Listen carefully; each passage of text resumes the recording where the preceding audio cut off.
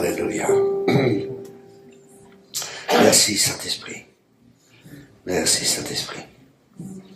Alléluia. Je crois vraiment que Dieu veut faire quelque chose dans la région. Je crois qu'il y a comme un puits de réveil que Dieu veut ouvrir. Je ne connais pas l'histoire d'ici. Je ne sais pas si vous avez déjà été prophétisé ou quelque chose, mais qu'il y a comme un puits de réveil que Dieu veut ouvrir, mais il y a un empêchement.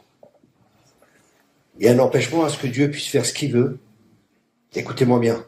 Il y a un empêchement pour que Dieu puisse faire ce qu'il veut. Et c'est l'unité dans l'Église. Il n'y a pas d'unité dans l'Église. Trop de pasteurs contrôlent. Mais le Seigneur vous dit, c'est pas vos brebis, c'est mes brebis. Laisse aller mon peuple. Laisse aller mon peuple. Donnez ça à vos pasteurs de ma part. Parce que je pense vraiment que c'est la part du Seigneur. Il y a trop de contrôle. Et c'est pas vos brebis. Laisse aller mon peuple. Dieu veut amener un réveil. Mais parce qu'il n'y a pas d'unité. C'est un empêchement. Et le diable sait très bien que quand il n'y a pas d'unité, la maison ne tiendra pas. Alors laisse aller mon peuple. C'est vraiment une parole pour les leaders d'ici. Vous pouvez leur dire mon nom, j'ai pas de problème. Partagez-le. Vous savez, parce que pendant que j'étais là, je pense avoir entendu ça, que Dieu m'a parlé. Je pense, maintenant je soumets, mais je crois vraiment que c'est Dieu. Et j'ai aussi pensé au réveil à Cali. Je ne sais pas si vous connaissez l'histoire du réveil de Cali. Vous ne connaissez pas? Il y avait un homme, c'était... comment il s'appelle? Un évangéliste. Il a été tué. Et le réveil est venu après. Julio Ribal. Et Dieu lui a dit qu'il allait un réveil qui allait venir. Et il a parlé aux pasteurs de la ville, les a rassemblés, tout ça. Et j'ai pensé à ça. Alors c'est peut-être un avertissement aussi. Je sais pas. Moi je vous soumets. Et les pasteurs ont commencé à... Non, on ne peut pas travailler ensemble. Ça c'est des charismatiques. Nous on n'est pas charismatiques. Il y a cela, il y a ceci, il y a cela. On ne peut pas travailler ensemble. Écoutez bien. Un pasteur est mort. 2 pasteurs sont morts. 3 pasteurs sont morts. Et après ils ont dit, bon, on va se réunir. Et ils ont commencé à travailler ensemble. Alors les charismatiques, ils disaient, oui, il faut aller au-dessus de la ville, mettre de l'huile sur la ville, et ci et ça. Les autres, ils disaient, ok, vous faites ça, nous on reste en bas, on prie. Mais l'unité était là. Et le réveil est venu. Et le cartel de drogue de Cali, il a été détruit grâce à ça. Alors vous voyez là, les ténèbres qui étaient là. Mais parce qu'il y avait une unité dans l'église. Et Dieu veut une unité dans son peuple. Soyez unis. Arrêtez les divisions. Soyez unis. Et arrêtez de vous disputer, de vous chamailler. Il y a des choses qui sont plus importantes. Il y a des âmes qui se perdent. Les âmes se perdent. Je sens vraiment le cœur du Père. Dieu est vraiment triste pour son Église. Et il faut vraiment que les leaders s'alignent avec ce que Dieu veut faire. Parce que dans les temps qui vont venir, je crois que la gloire va venir et on ne peut pas garder les âmes pour soi. On ne peut pas bâtir son royaume. C'est le temps de bâtir son royaume. Et d'arrêter de vouloir bâtir notre royaume. C'est le royaume de Dieu qui doit être bâti. Alléluia. Amen. Amen. Vous savez, les gens, ils sont d'accord. Le peuple est toujours d'accord. C'est les leaders, des fois. Parce que des fois, ils ont peur. Ils ont peur qu'il n'y a pas de finances. Ils ont peur de perdre des gens. Mais moi, j'ai un privilège. J'ai rien. Je peux rien perdre. J'ai juste Jésus. Et ça me suffit. J'ai juste lui. Et c'est suffisant. Et Dieu veut tous nous amener à ce point-là. On a juste lui. Et c'est suffisant. Parce que lui, on ne peut pas le perdre. Juste Jésus. Ça suffit. Et quand on a lui, on a tout. Quand on a lui, on a une sécurité. Quand on a lui, on ne cherche pas à se faire un nom. On cherche à ce que son nom soit élevé. Quand on a Christ, et qu'il nous a, on est libre. Parce qu'il y a une liberté glorieuse pour les enfants de Dieu. Et Dieu veut amener son Église dans cette dimension. Dans la dimension de la liberté glorieuse des enfants de Dieu. Où il n'y a plus d'entrave.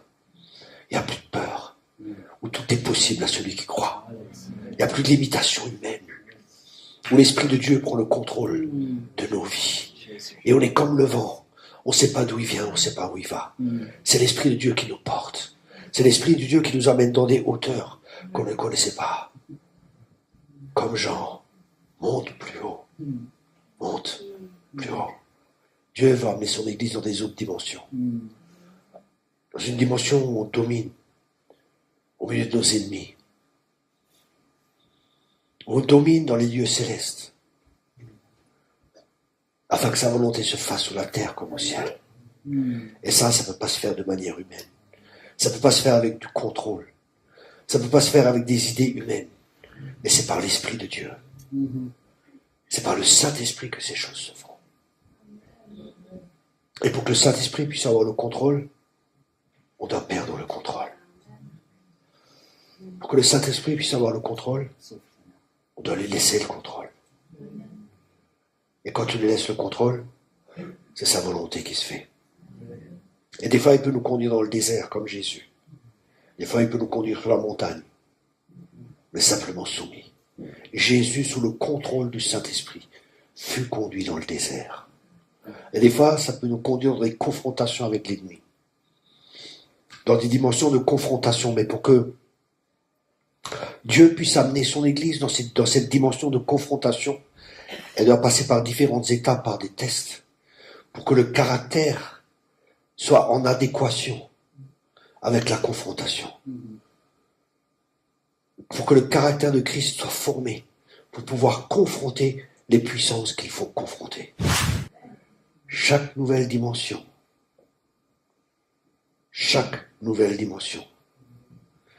il y a des nouvelles puissances spirituelles qui sont là. Mais chaque nouvelle dimension demande une plus grande profondeur de Christ en nous.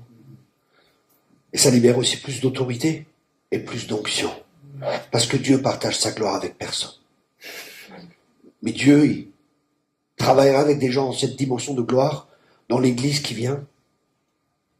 Dieu fera ça, mais il remplira ces personnes de sa gloire, parce qu'ils savent que ces personnes, elles toucheront jamais à sa gloire. Vous savez, un jour, au début du ministère, j'étais assis sur une chaise, et par la foi, c'était la première fois que je faisais ça, j'ai lancé un séminaire de délivrance. Je dis voilà, je vais faire un séminaire de délivrance. La salle était pleine, et j'étais assis. Et Dieu vient, il me parle. Il dit, Thierry, tu vas voir ma gloire. Mais ne touche jamais à ma gloire. Je vous garantis, j'étais sous ma chaise, je tremblais. Et d'un coup, j'ai vu le Saint-Esprit venir. Les délivrances commençaient. C'est la différence entre l'onction et la gloire. L'onction, c'est quand nous, on travaille. La gloire, c'est quand Dieu commence à agir. Et Dieu va faire ça dans son Église. Mais en même temps, il y aura une grande crainte de Dieu. Et ce sera fini de jouer. Le contrôle ne tiendra plus. Les gens qui voudront contrôler vont tout perdre. Les gens qui voudront garder les âmes, ils vont les perdre. Parce que les gens ne vont pas rester. C'est fini l'esclavage. Laisse aller mon peuple. Les gens, enfin, ils ont soif de vrai. Ils ont soif de Dieu. On a besoin de Dieu. Le reste, on s'en fiche. On a besoin de sa présence dans l'Église. On a besoin de la présence de Dieu. Pas besoin de plus de religiosité. Pas besoin de plus de rites. On a besoin de lui. Et Dieu ne veut pas venir pour nous visiter. Il veut qu'on devienne une habitation. Il ne veut pas juste nous visiter. Il veut habiter au milieu de son peuple. Et je crois que dans ces temps qui viennent, il est en train de préparer l'Église. Il est en train d'être dépouillé pour pouvoir être revêtu. Il est en train de préparer son peuple, il est en train de préparer des gens qui vont vraiment être porteurs de sa gloire et qui vont être porteurs de sa présence. Et je crois qu'il y aura beaucoup de signes, des miracles et des prodiges qui vont venir. Et je crois que ces gens qui vont marcher dans cette dimension de Dieu, comme Pierre, leur ombre va guérir les gens. Mais on ne pourra pas toucher à la gloire de Dieu. On saura que c'est pas nous, on saura que c'est lui. Et que sans lui, on ne peut rien faire. Parce que Dieu va utiliser des gens humbles. Des gens qui sont humbles. Parce que Dieu cherche encore des gens. Un esprit brisé. Ils sont humbles. À qui il peut confier des richesses. à qui il peut confier les choses célestes pour que son nom soit glorifié. J'avais pas prévu ça. Hein.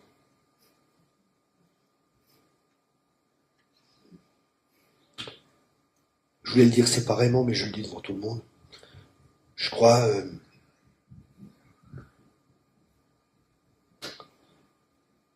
Michael, c'est ça. Hein, c'est une pensée que j'ai eue, je te la soumets, hein, tu regardes. Mais je crois que tu dois commencer à faire des séminaires de réveil. Des séminaires comme maintenant. Peut-être une fois par mois, une journée de réveil. Et Dieu va envoyer des gens. Enfin, pas moi. Tu fais la louange avec des orateurs que Dieu te montre. Cherche Dieu, cherche des orateurs qui ont vraiment quelque chose de la part de Dieu. Et fais des séminaires de réveil, parce qu'il y a un peuple qui a faim ici. Il y a un peuple qui a besoin de nourriture, il y a besoin, un peuple qui a besoin d'être guéri, un peuple qui a besoin d'être restauré. Et Dieu cherche un endroit où il peut se mouvoir librement. Dieu cherche un endroit où il peut se mouvoir librement. Et Dieu t'enverra des gens. T'enverra des personnes qu'il va utiliser pour cette dimension. Mais il va aussi t'envoyer une équipe autour de toi. Parce que tu as besoin d'avoir une équipe autour de toi pour être protégé et pour prendre des décisions ensemble. Et je pense que ce sera une équipe apostolique que Dieu va t'envoyer.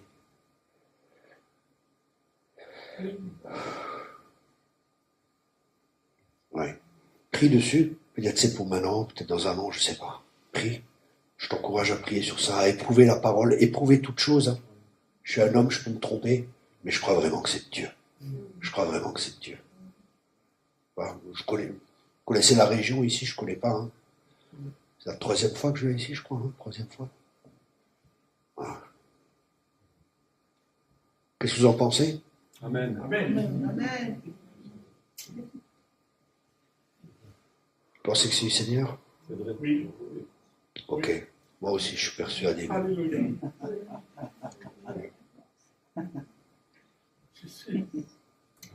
Vous savez, ça va chambouler beaucoup de choses. Hein.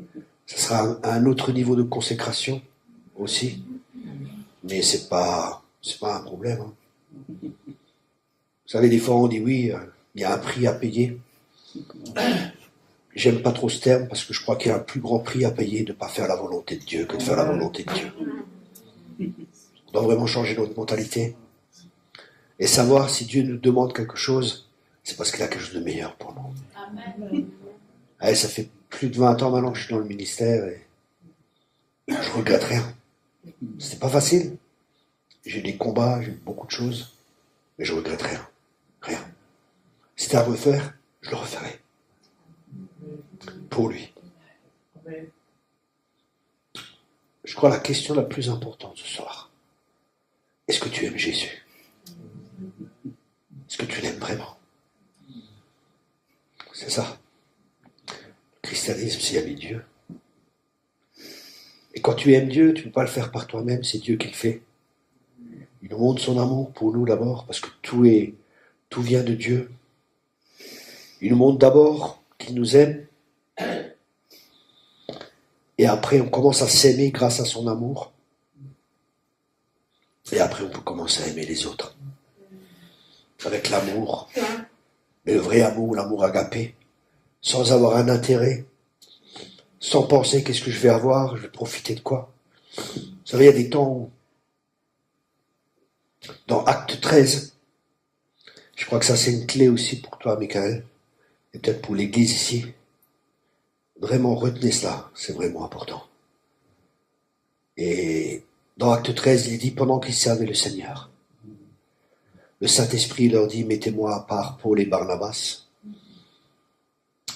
pour l'œuvre à laquelle je les ai appelés. Et après avoir prié pour eux, il les envoya. Et là, on voit 3 principes. Premier principe, écoutez bien, premier principe, ils servent le Seigneur. Et servir le Seigneur, c'est pas... Il y a servir le Seigneur, bien sûr, ce que vous avez fait au plus petit, vous l'avez fait pour moi. Hein. Quand on sert les gens, je parle pas de ça. Je parle du premier point. Écoutez bien, c'est vraiment une clé. Hein. Le premier point, c'est de servir le Seigneur.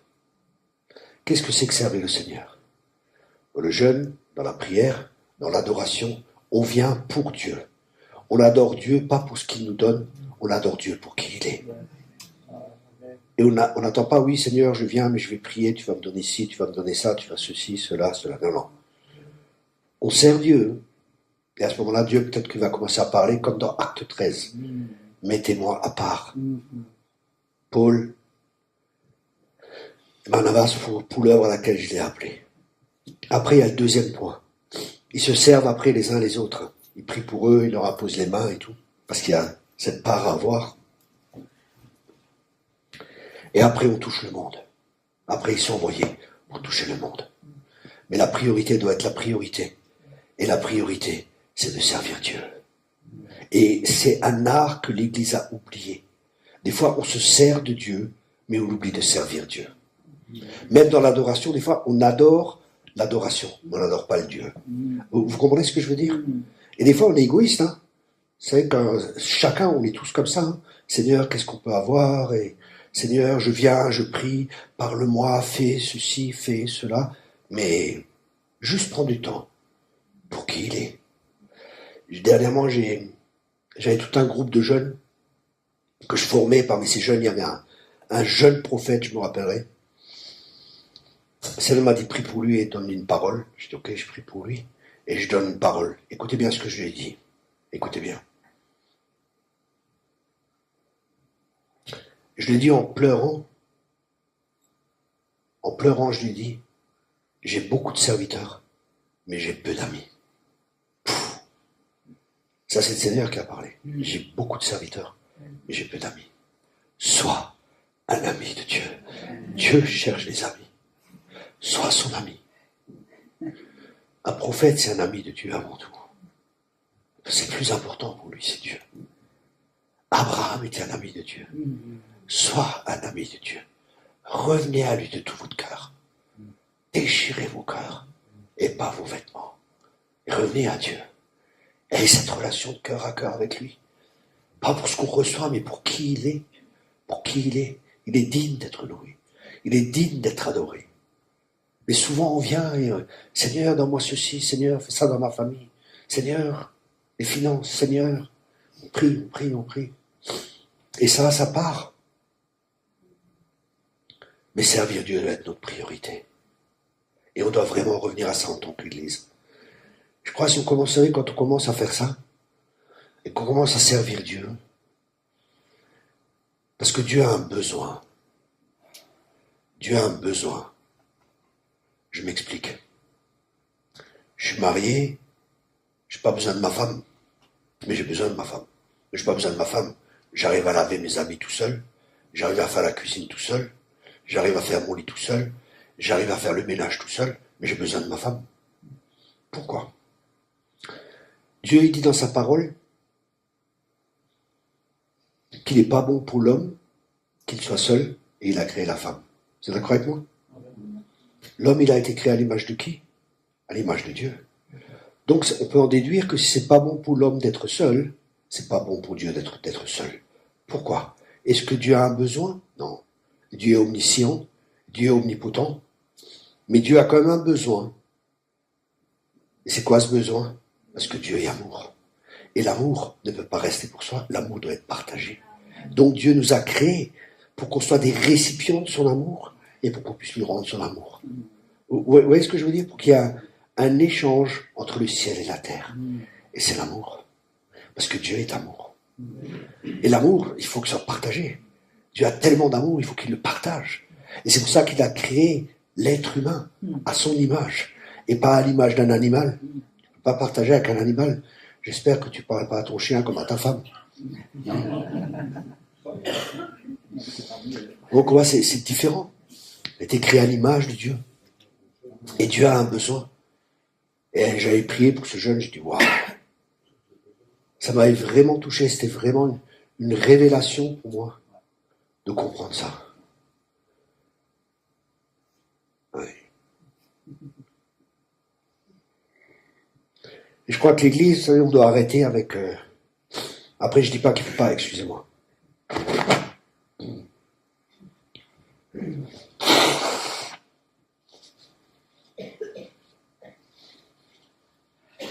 Je dis pas qu'il ne faut pas de programme ou planifier, tout ça, c'est pas ce que je dis.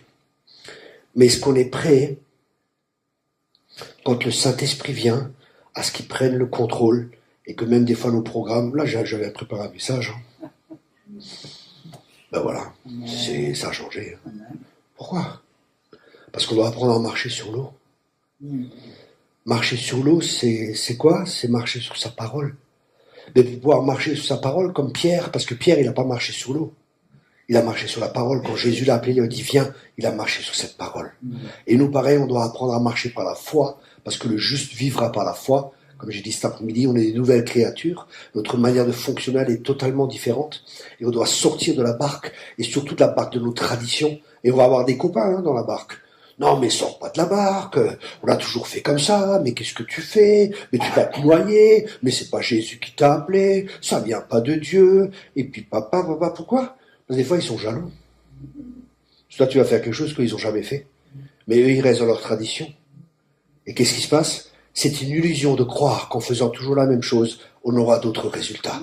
Si tu veux d'autres résultats, il faut faire quelque chose que tu n'as jamais fait. Et c'est intéressant parce que Pierre est sorti de la barque et il a marché sur la parole de Jésus. Et il regardait à Jésus, il y avait la tempête qui était là. Et ça, c'est un exemple pour nous dans les temps qui viennent. Il y a des temps difficiles qui sont devant nous. Et on doit être prévenu, l'Église doit être prévenue. Il y a des faux enseignements qui disent, il y a un enseignement qui s'appelle Victorious Eschatology, où ils disent encore en anglais Happy End Time. C'était beaucoup en Allemagne. J'ai une grosse partie du ministère en Allemagne. Et j'ai vraiment étudié tout ça. Je dis, Seigneur, mais qu'est-ce qu'il y a là-dedans? Qu'est-ce qui est vrai? Parce que c'est bien. L'Église va être victorieuse, les 7 montagnes, on va toucher tous les domaines de la société, l'Église va être forte, elle va être puissante, et tout ça, c'est magnifique. Et je dis, Seigneur, mais parle-moi. Vous savez ce que Dieu m'a dit? Il m'a dit un mot. Écoutez bien. Il m'a juste dit un mot. Et vous savez ce que c'est ce mot? Ce mot, c'est Israël. Et c'était avant la guerre. Hein. C'est Israël. Israël, pour nous, c'est le calendrier de Dieu. Mais pas seulement. Israël, pour nous aussi, ça révèle tout ce qui se passe dans le monde spirituel, on le voit en Israël. Quand il y avait des réveils de guérison, il y avait des choses qui se passaient en Israël. Chaque fois qu'il y avait quelque chose, maintenant on est en guerre. L'Église est en guerre. L'Église est en guerre. C'est intéressant parce que le mot Hamas, la première fois que ce mot apparaît, je ne sais pas si vous êtes abonné sur ma chaîne, si vous n'êtes pas abonné, repentez-vous. Abonnez-vous sur ma chaîne YouTube. Et j'ai fait une vidéo sur justement Israël, dès que la guerre a éclaté. Et dans cette vidéo, je partage que la première fois que le mot Hamas apparaît, c'est quand Dieu il dit il y a beaucoup de violence sur la terre et je détruirai la terre par le déluge. Et ce mot violence, c'est le mot Hamas. Et ce mot, il signifie violence extrême. Ça veut dire viol et ainsi de suite. Et c'est ce qui se passe. Et après, écoutez bien, qu'est-ce qu'il dit Jésus? Il sera comme au jour de Noé. Waouh! Ça veut dire que la violence va augmenter. Et je vois la télé ou je regarde les infos, c'est un truc de fou. Mais presque tous les jours en France, bon, je suis pas trop au courant en Belgique, mais presque tous les jours il y a des viols, presque tous les jours il y a des meurtres, des jeunes qui se battent, 16 ans, coup de couteau, ou une père de 70 ans ou 80 ans, des femmes de 80 ans violées, tout ce que vous voulez. Mais on se dit, mais c'est quoi cette histoire? Qu'est-ce qui se passe actuellement? Hamas. Hamas. Violence extrême. Et nous sommes dans ces temps. Et là, Dieu m'avait dit Israël. Et je dis, waouh, tout cet enseignement, c'est complètement, ça vous savez, c'est des enseignements, ça peut chatouiller les oreilles. Ah, ça va être bien, l'Église sera forte, elle sera puissante, elle va toucher tous les domaines de la société. Je sais pas si vous connaissez l'enseignement des 7 montagnes, où ils disent qu'il y a 7 montagnes, c'est les 7 domaines de la société, je vais vite, hein. C'est 7 domaines de la société, c'est l'éducation, c'est les arts, c'est les finances, c'est la politique, c'est le côté religieux, et je sais plus trop quoi, et les médias. C'est les 7 domaines. Il faut que l'Église en prenne, parce qu'il y a une montagne qui sera au-dessus des autres montagnes, et qu'il faut que l'Église prenne position dans tous ces domaines. Hein. Alors l'Église sera victorieuse, elle sera au-dessus, et ça va diriger ici et ça. La Bible ne dit pas ça, hein. Elle dit qu'il y aura des temps difficiles. Quand on voit la parole de Dieu, il y aura des temps... Mais pour eux, tout ira de mieux en mieux, ici et ça, et c'est pas vrai. C'est pas vrai. Et c'est des ministères qui sont connus, hein, et plein de gens suivent, et tout ça, et c'est pas juste. Vous savez, le problème, écoutez-moi bien, je pense vraiment que Dieu m'a dit ça, il m'a dit vraiment, le peuple n'est pas prêt pour la persécution et on doit préparer l'Église pour la persécution. Et Dieu m'a dit vous savez, quand je dis Dieu m'a dit, c'est pas simplement, je parle pas comme ça, je suis vraiment prudent et je sais quand Dieu me parle quand vraiment Dieu me parle.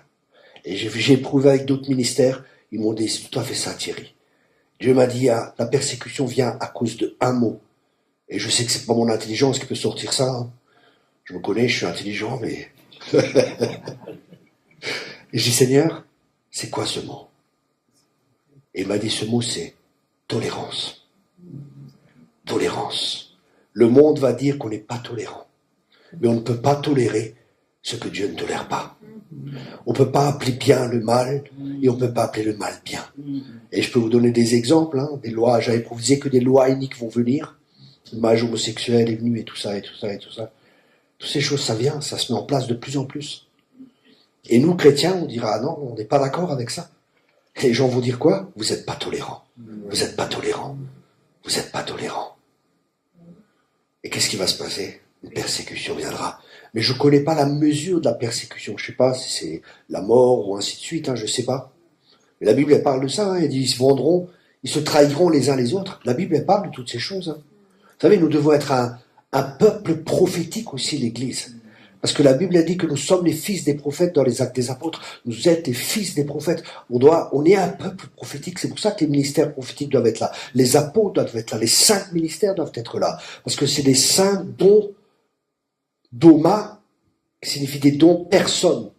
Ces dons, c'est des personnes qui sont données. C'est pas des dons du Saint-Esprit. C'est des dons qui sont donnés par Jésus. Et ces dons, c'est des personnes. Apôtres, prophètes, évangélistes. Ces ministères sont là pour équiper les saints. Et on a besoin des apôtres, on a besoin des évangélistes, on a besoin des 5 ministères pour que l'Église fonctionne normalement. On ne peut pas juste avoir un pasteur, sinon l'Église sera pasteurisée. C'est ça. Si on a juste un évangéliste, on est toujours en train de sortir dehors et d'évangéliser tout ce qui bouge, mais les âmes, elles ne sont pas guéries, elles ne sont pas restaurées. On a besoin des enseignants, pour avoir de l'instruction par les enseignants, pour être établis pour établir des doctrines. On a besoin des apôtres, on a besoin des prophètes pour avoir une perspective du ciel. On a besoin des 5 ministères. C'est pour ça qu'il faut être ouvert, mais malheureusement, il y a beaucoup de leaders, ils sont fermés à cela. Pourquoi? Parce que souvent, il y a de l'insécurité. Il y a des peurs qui sont là. Ils ont peur. Et quand on a peur, la peur ouvre une porte. Parce que la peur...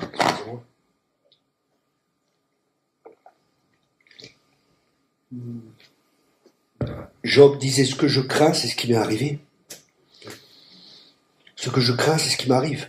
Parce que la peur, ouvre une porte. Et il en est même pour la foi. La foi, elle ouvre une porte. Et pour pouvoir vaincre cette peur, c'est l'amour. L'amour parfait bannit la crainte.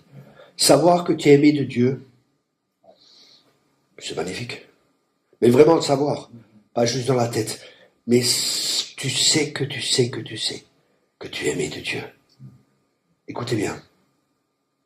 Savoir que tu es aimé de Dieu te permet de marcher par l'Esprit. Parce que Romains 8, c'est le chapitre de la marche par l'Esprit.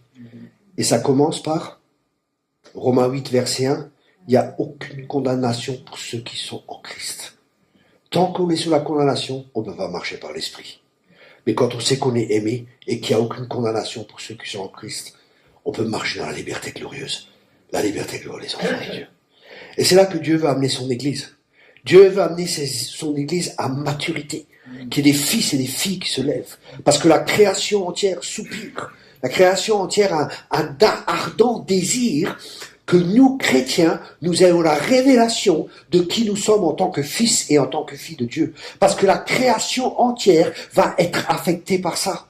Et si nous ne le faisons pas, la Bible a dit que les pierres vont crier. Vous vous rappelez?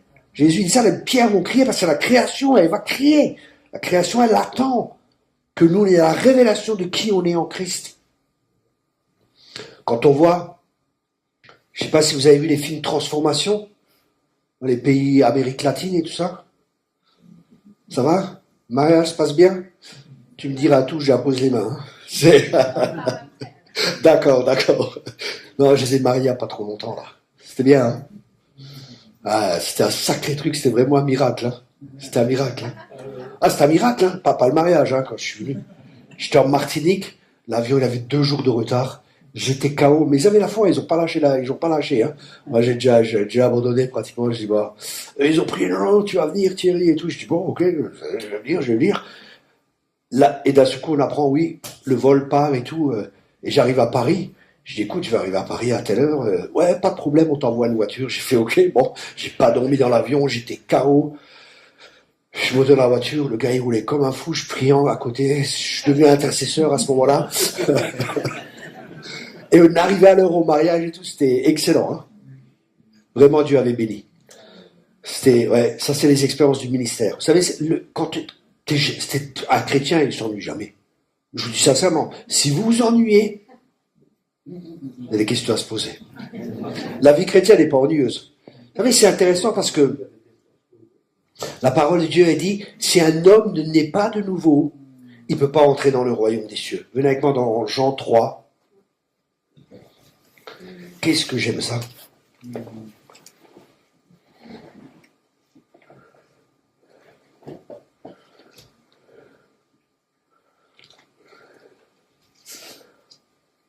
Tu pourrais le passer au pasteur aussi, hein, si tu veux, le message. De ma part, hein, pas toi. Tu sais, quand t'es mort, t'es mort. Jean 3. Mais il y eut un homme d'entre les pharisiens nommé Nicodème, un chef des Juifs qui vint, lui auprès de Jésus de nuit. Alors c'est un chef des pharisiens, c'est pas n'importe qui. Et il vient de nuit, quoi, parce qu'il faut que personne le voie. Une fois, j'étais invité comme ça, à un collège d'anciens. C'était que des anciens. C'est l'église qui fonctionne qu'avec des anciens. Et c'est pas des charismatiques. Alors ils m'ont invité le soir. Et je suis venu. Ah, je dis, voilà, qu'est-ce que vous désirez? Il dit, oui, on aimerait que vous nous parliez sur le prophétique. Je dis, oui, il n'y a pas de problème. Il me dit, bah, qu'est-ce que vous voulez dire? Je dis, écoutez, on va faire comme ça. Et je vais enseigner sur le prophétique, et après je prophétise sur tout le monde. Vous êtes d'accord? Les anciens, c'était ok. Et c'était qu'une église, que des intellectuels. Enfin, des intellectuels. C'était des avocats, des juges, médecins, enfin, que des gens avec une autre position dans la société, qui fonctionnaient beaucoup avec leur tête. Je dis ok, pas de problème. Ils me disent ok, pas de problème. Bon, je commence à prêcher sous le Saint-Esprit, je sais plus trop quoi. Après, je dis bon, maintenant je vais prier pour vous. Paf, je prophétise sur chacun. Après, je m'assois, silence. Je dis oh purée, j'ai peut-être tapé à côté. Je dis bon, qu'est-ce qui se passe? Ça va? Ils disent oui, frère. Je dis ok. Je dis bon, qu'est-ce qui vient? Nous sommes très surpris, très surpris.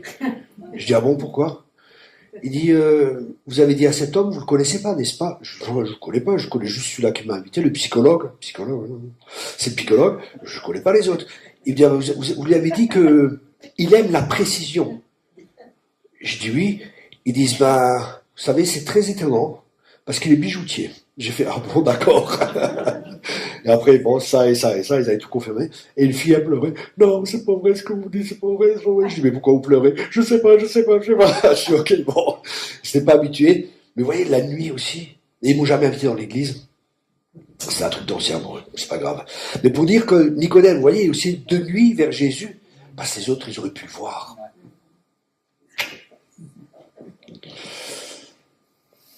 Et lui dit, Rabbi, nous savons que tu es un docteur venu de Dieu, car personne ne peut faire ces miracles que tu fais si Dieu n'est avec lui.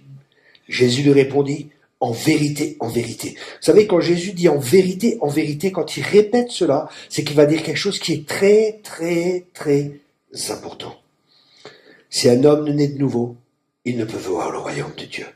Waouh! Si un homme ne naît de nouveau, il ne peut voir le royaume de Dieu. Donc le but de la nouvelle naissance, c'est de voir le royaume de Dieu.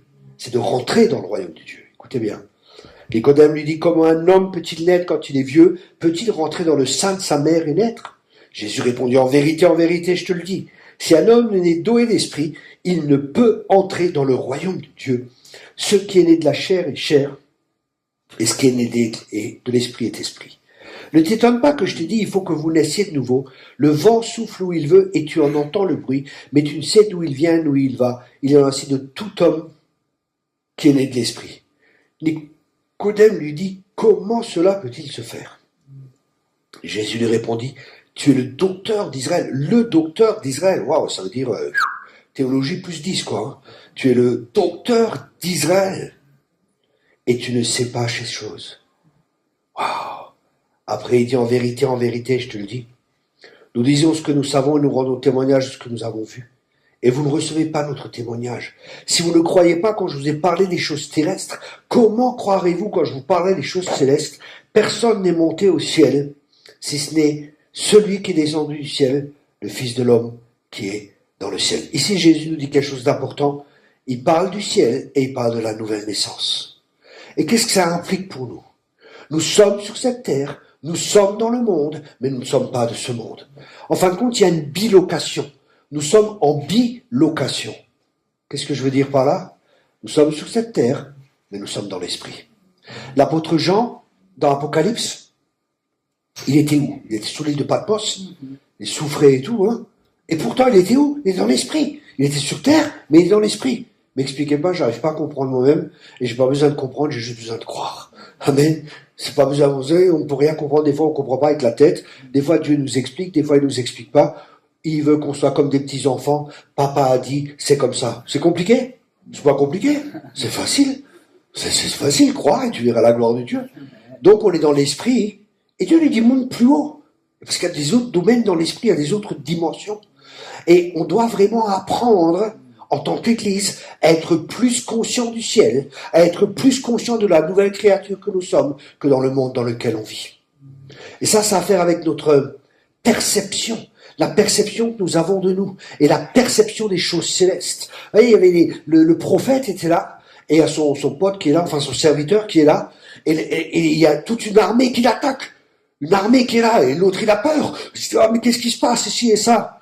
Mais le prophète il est tranquille. Pourquoi est-ce qu'il est tranquille? Parce qu'il voit quelque chose que l'autre ne voit pas. Et nous devons voir ce que les autres ne voient pas. On ne doit pas juger humainement. On ne doit pas voir ce qui se passe dans le naturel. On doit voir ce qui se passe dans le surnaturel. Parce que sinon on sera influencé par le naturel. Et trop de chrétiens sont influencés par le naturel. J'ai pas ci, j'ai pas ça, j'ai pas ces moyens, je peux pas acheter ce bâtiment, j'ai pas d'argent, et alors? Si Dieu il veut, il fait tomber l'argent, et il parle à un millionnaire ou quelque chose, il va te donner les sous, et puis c'est fini, quoi. Qu'est-ce qu'on a à se casser la tête? On doit rentrer dans une dimension surnaturelle. L'Église, elle est née le jour de la Pentecôte, elle est née par le Saint-Esprit. C'est pas une œuvre humaine, c'est l'œuvre de Dieu, c'est une œuvre surnaturelle. L'Église a commencé surnaturellement et elle a toujours continué surnaturellement. Le livre des Actes, c'est le seul livre où il n'y a pas de fin. Pourquoi? Parce qu'on peut vivre les actes des apôtres maintenant. C'est ce que Dieu veut. Il veut qu'on vive les actes des apôtres. On passe, les gens sont guéris, on impose les mains. Moi, je peux vous donner plein de témoignages et c'est pas pour me glorifier. Mais je me rappelle, je rentrais des fois dans les magasins, les gens ils commençaient à tousser, les démons commençaient à se manifester, et c'est pas pour me glorifier. Mais Dieu me faisait goûter à ces choses, parce que j'ai envie de plus. Il y a plus, les amis. Il y a plus. La vie chrétienne, c'est pas fréquenter une église le dimanche, imposer les fesses aux chaises, et chanter 3 chants de louange, 2 chants d'adoration, écouter un message, rentrer à la maison, lundi le truc de prière, et les chrétiens sous-marins, le dimanche on refait surface, le lundi on est de nouveau en bas, et on est des chrétiens yo-yo, un jour en haut, un jour en bas, de victoire en victoire, alléluia, et de gloire en gloire, amen. L'église que Dieu est en train de lever, elle sera puissante, l'église que Dieu est en train de lever, elle sera victorieuse, mais pas avec nos forces, pas avec nos capacités, parce que comme Paul, on a compris ce mystère. Christ en nous, l'espérance de la gloire. Et si maintenant je vis, ce n'est plus moi qui vis, c'est Christ qui vit en moi. Amen. Méditez ces versets, proclamez ces versets, méditez-là pour que ça devienne une substance en nous, pour que ça devienne chair en nous, qu'on soit infusé de cela, de la nouvelle créature qu'on est, qu'on soit tellement surnaturel que ce soit naturel. Moi, j'attends quand je prêche quelque part, j'attends que Dieu agisse, sinon je reste à la maison, je mange une pizza. Hein. Encore que ici, j'aime bien, parce qu'il y a mon ami, il m'invite dans des bons restaurants. Alors ça va. Un risotto, là, je vous dis même pas. Ah, Aristide. Ah, il y a l'entrecôte aussi, trop bon. Ah, pour ça, je viens aussi, parce que je suis dirigé par l'esprit.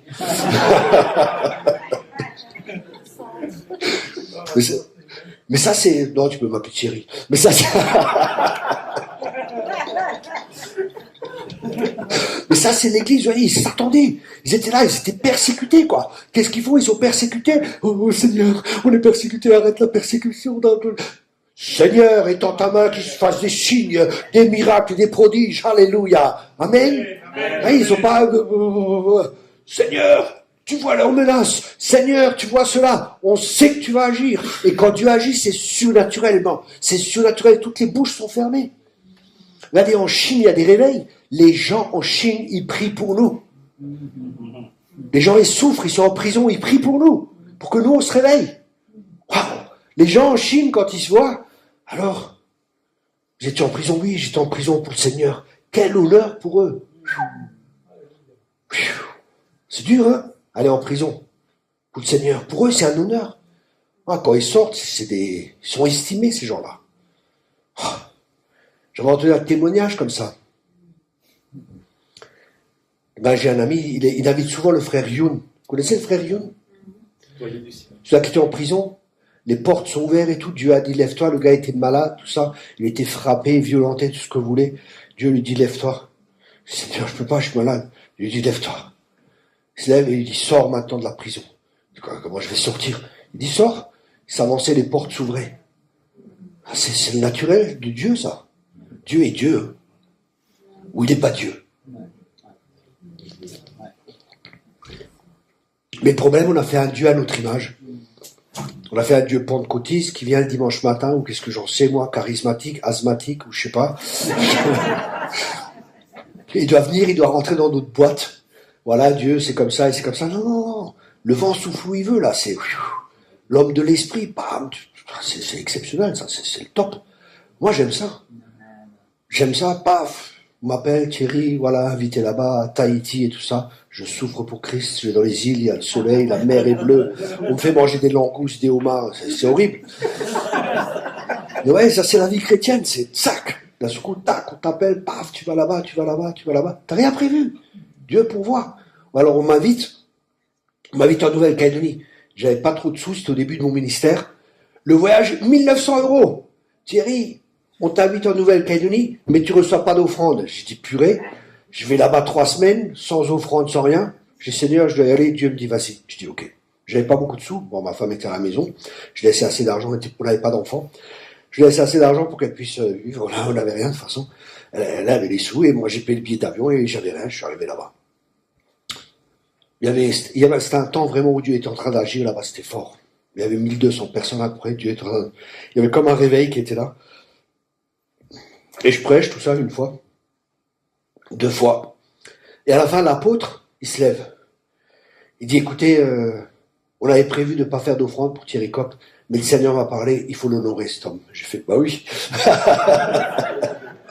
J'ai fait, yes. Écoutez bien, ils ont fait une offrande, 4000 €. 4000 € une offrande. Oh, c'est le temps de faire l'offrande. Non, non. Ils ont fait l'offrande. 4000 €. Je dis, wow, merci Seigneur, j'étais tout content. Et quelqu'un a envoyé sur notre compte, je vous promets, aujourd'hui, je ne sais pas qui c'est, 1000 €. Un truc de fou. Dieu pourvoit. Avec richesse et gloire. Vous savez, c'est magnifique d'être libre des finances. C'est magnifique d'être libre de la peur du lendemain. C'est magnifique d'être libre de la peur des soucis. De toute façon, vous ne faites plus de soucis ici, non? Vous faites encore des soucis? La Bible a dit, vous souciez de rien. Hein. Déchargez-vous sur lui. Qu'est-ce que vous souciez de quoi? Qu'est-ce que vous allez changer quand vous faites des soucis? Vous changez quoi en faisant des soucis? La seule chose que vous changez, c'est votre santé. Et vous portiez un fardeau que vous n'avez pas à porter. Et pourquoi on se fait des soucis? Merci d'avoir posé cette question, c'est une très bonne question. On se fait des soucis parce qu'on est confronté à un problème qu'on n'arrive pas à résoudre. Et on essaie de le résoudre par nos propres forces et par nos propres capacités. Et on médite, on réfléchit, on se casse la tête et tout ce que vous voulez. Et dire, Seigneur, j'y arrive pas, inspire-moi, agis-toi ou fais quelque chose. Et Dieu va agir. Mais il veut qu'on dépende de lui. Imaginez-vous, Pharaon est là, toute une armée qui suit Israël. Et Moïse, le grand libérateur, est là, il a secoué devant la mer. Et qu'est-ce qu'il fait? Une armée qui nous suit, je suis dans la mer, qu'est-ce qu'il faut faire? Il a prié, quoi. Oh Seigneur, il s'est mis à genoux, il a jeûné et tout. Non, qu'est-ce qu'il a fait? Seigneur! Et le Seigneur, il veut qu'on prie avec notre cœur. Pas des longues prières bien religieuses et oh Seigneur, Dieu d'Abraham, d'Isaac et de Jacob. Toi qui sièges dans les cieux, entouré de tes chérubins. Non. Seigneur, j'ai un problème.